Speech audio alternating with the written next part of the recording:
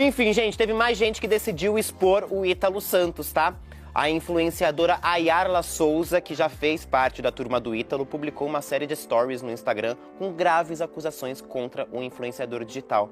Segundo a Ayarla, o Ítalo usava uma jovem de 12 anos, uma criança, para ganhar seguidores, incentivando-a a namorar para a internet. Ela também afirmou que os adolescentes na casa do Ítalo tinham um uso de celular restrito, podendo publicar apenas conteúdos autorizados por ele.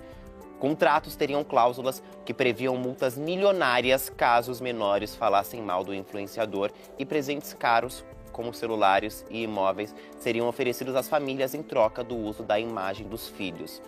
As declarações da Ayarla surgem em um momento em que o Ministério Público da Paraíba já investiga as denúncias de exploração de menores e outros crimes envolvendo o Ítalo Santos, e até o momento ele não se pronunciou sobre as novas acusações da Ayarla. Lembrando que as investigações do Ministério Público estão rolando desde o ano passado. Ele não se pronunciou nem sobre a do Felca, nem sobre a da Ayarla, porque ele excluiu o perfil dele. E essa exclusão do perfil pode ter mil motivos. Com certeza não foi alguém que derrubou, ele deve ter desativado, porque se você... Eu tava ouvindo hoje o Me Conte Uma Fofoca, um beijo pros meninos, e eles lembraram, né, que se você desativa o seu perfil, você não pode perder seguidores. Exato. As pessoas não conseguem parar de te seguir. E você também não tem que lidar com os comentários de hate, então você espera a poeira abaixar e depois retorna, só que dessa vez eu não sei se essa poeira vai abaixar. É, justamente porque tá correndo processo no MP, né, eu acho que assim...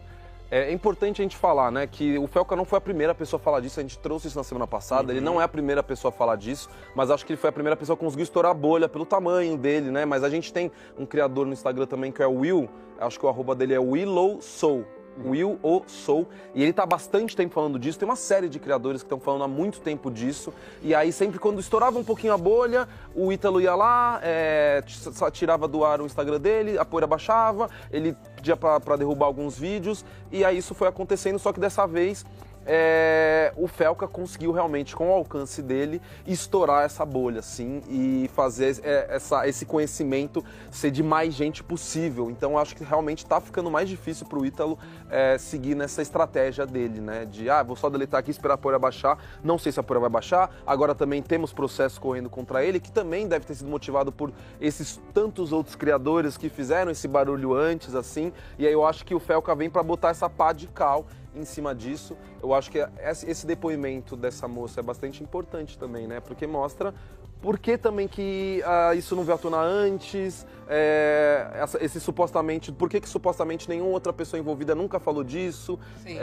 Então vamos continuar acompanhando para ver o que isso vai acontecer. Sim. E bem importante que essa investigação continue e que, para além disso, né, gente, que a gente saia desses casos específicos e a gente fale mais sobre a regulamentação da internet para crianças e adolescentes. Eu sei que parece um tema muito complexo, enorme, mas vamos lembrar que já houve uma época em que a publicidade, a propaganda feita para crianças era totalmente liberada. A gente conseguiu uma regulamentação disso.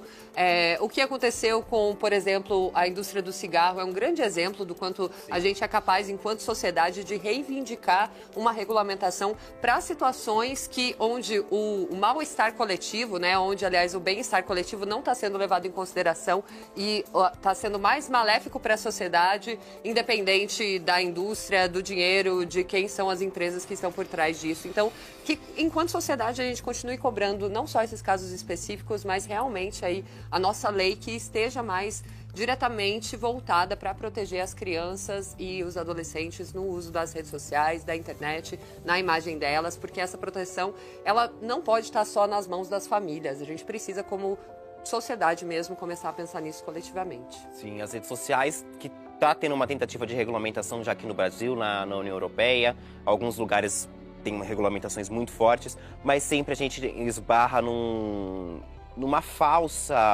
um falso argumento de que isso seria censura, né? Quando a gente tenta fazer a proibição de alguns temas, quando a gente tenta proibir o racismo nas redes sociais, quando a gente tenta responsabilizar as redes sociais pelo que é postado, quando a gente tenta cercear esse tipo de conteúdo, sempre esbarra a liberdade de expressão. Não é liberdade de expressão. Eu sei que a gente tô martelando no óbvio, mas o óbvio também precisa ser dito. Isso não é liberdade de expressão. Você expor uma criança nas redes sociais, principalmente quando você sabe que tem um cunho ali sexualizado, às vezes não tem nada de diferente no vídeo.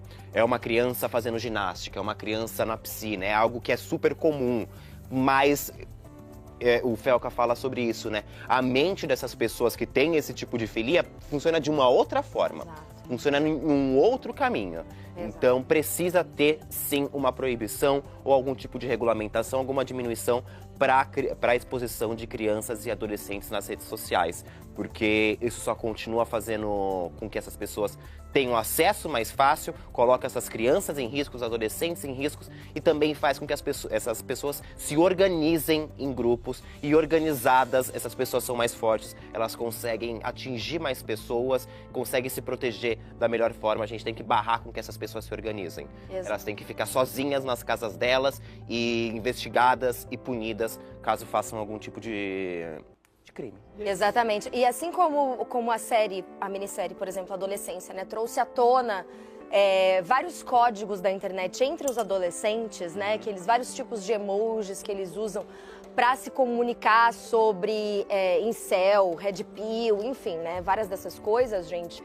Esses grupos como é que a gente pode falar, hein? Dá pra falar pedófilo mesmo? Amiga, pode ser. Vai ter que ser, né? Pode ser. Eles também se organizam, eles também têm códigos. Então, assim, eles saem caçando vídeos na internet de crianças. E não é tipo, um influenciador, no caso do Ítalo, né? Não é tipo, vamos pegar daquele influenciador que tá expondo lá. É de famílias, entendeu? É tipo assim, mãe que tá postando do seu filho, do seu sobrinho, entendeu? Porque isso não vê maldade. Uhum. E quer dividir com as pessoas, quer dividir com a família aquele os momentos fofos da criança, exatamente. Mas é isso, gente, eles estão caçando e eles têm códigos. E aí eles comentam nos vídeos esses códigos que você vai olhar, vai achar que é um emoji normal. E aí não é, porque daí aquilo ali já aparece para outras pessoas, eles já vão saber, eles colocam a minutagem. Então assim, a gente tem que tomar muito cuidado, de verdade. É uma droga, é um inferno a gente ter que falar para as pessoas, para as vítimas tomarem cuidado, gente. É um horror, é injusto, eu sei disso, mas infelizmente, como a gente está falando de criança, a gente tem que tomar esse cuidado mesmo. E é isso, né? Todas as esferas da sociedade são regulamentadas. Às vezes, sempre quando a gente fala de regulamentação da internet aqui, a gente traz isso. Às vezes, o transporte, o trânsito é regulamentado. Amigo, você o consumo de para nascer e para morrer. Para tudo é regulamentado. Então a gente está extremamente atrasado quando a gente fala em regulamentação da internet. Já virou uma terra sem lei.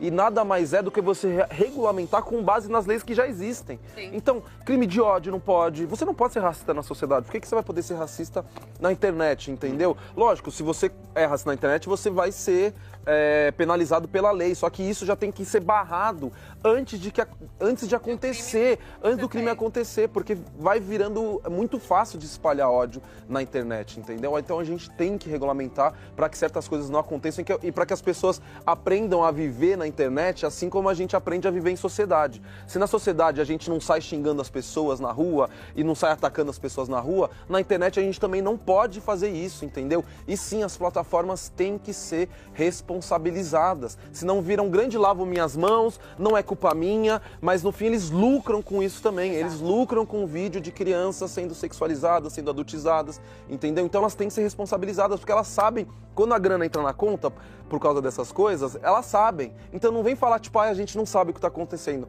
Eles sabem que o ódio engaja também, eles sabem que o ódio gera acesso. Então, sim, as plataformas têm que ser responsabilizadas, a internet precisa ser regulamentada. Para 5 anos atrás, a gente está muito atrasado e é desesperador. E crianças e adolescentes são responsabilidade de todo mundo, tá, gente? Do coletivo, da sociedade civil como um todo. Não é uma questão de os pais não podem, fulano não pode, mas não sei quem autorizou.